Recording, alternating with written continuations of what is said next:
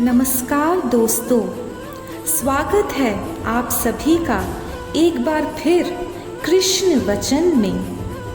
पिछले अध्याय में हमने जाना ऐसी 5 सीख श्री कृष्ण से जो अगर हम अपने जीवन में अपनाते हैं तो हमारा जीवन श्रेष्ठ बन जाएगा और हमारी सफलता निश्चित ही होगी।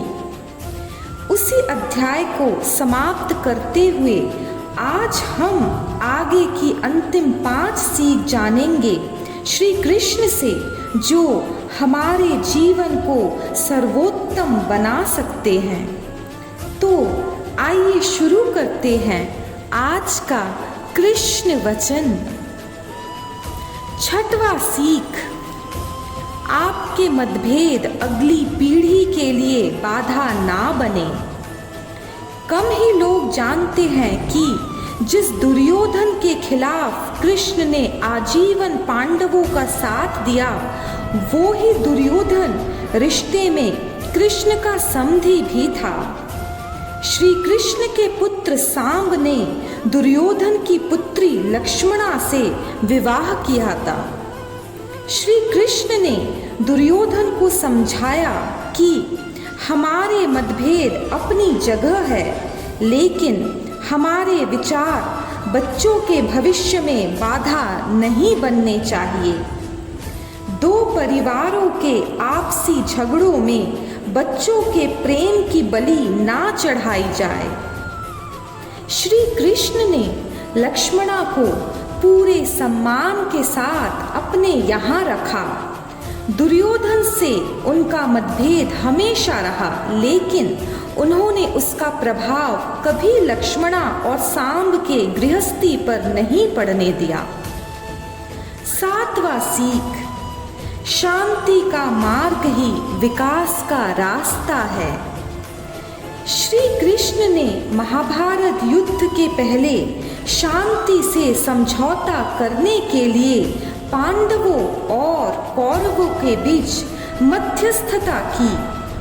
हालांकि दोनों ही पक्ष युद्ध लड़ने के लिए आतुर थे, लेकिन कृष्ण ने हमेशा चाहा कि कैसे भी युद्ध टल जाए। झगड़ों से कभी समस्याओं का समाधान नहीं होता है।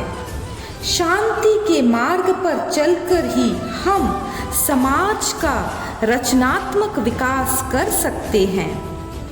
कृष्ण ने समाज की शांति से मन की शांति तक दुनिया को ये समझाया कि कोई भी परेशानी तब तक मिट नहीं सकती जब तक वहाँ शांति ना हो।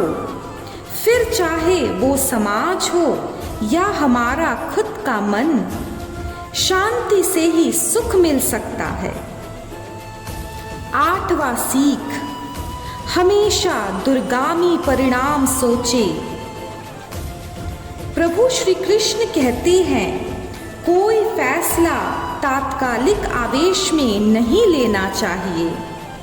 हर चीज के लिए आने वाली पीढ़ियों तक का सोचो, जैसे कृष्ण ने अर्जुन को समझाया था जब पांडवों को वनवास हो गया। उन्होंने अर्जुन को समझाया कि ये समय भविष्य के लिए तैयारी करने का है। महादेव शिव, देवराज इंद्र और माँ दुर्गा की तपस्या करने को कहा ताकि उन्हें शक्ति और सामर्थ्य मिल सके और वह भविष्य में आने वाली संकटों का सामना कर सके। 9वां सीख, हर परिस्थिति में मन शांत और दिमाग स्थिर रहे।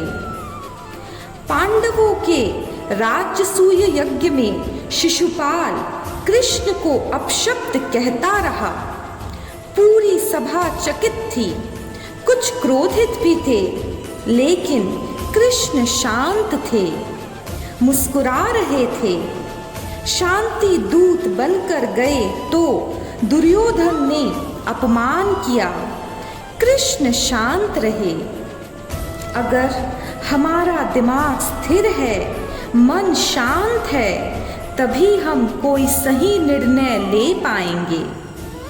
आवेश में हमेशा हादसा होते हैं, ये कृष्ण सिखाते हैं।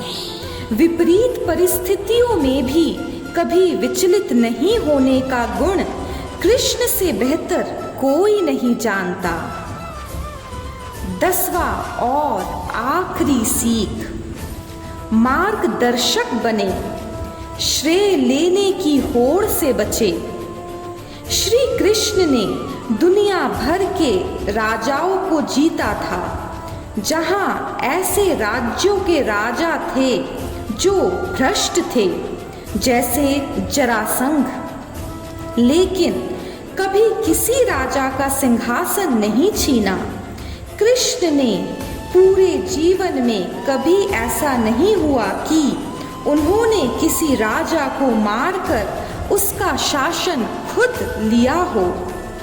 जरासंध को मारकर उसके बेटे को राजा बनाया, जो चरित्र का अच्छा था।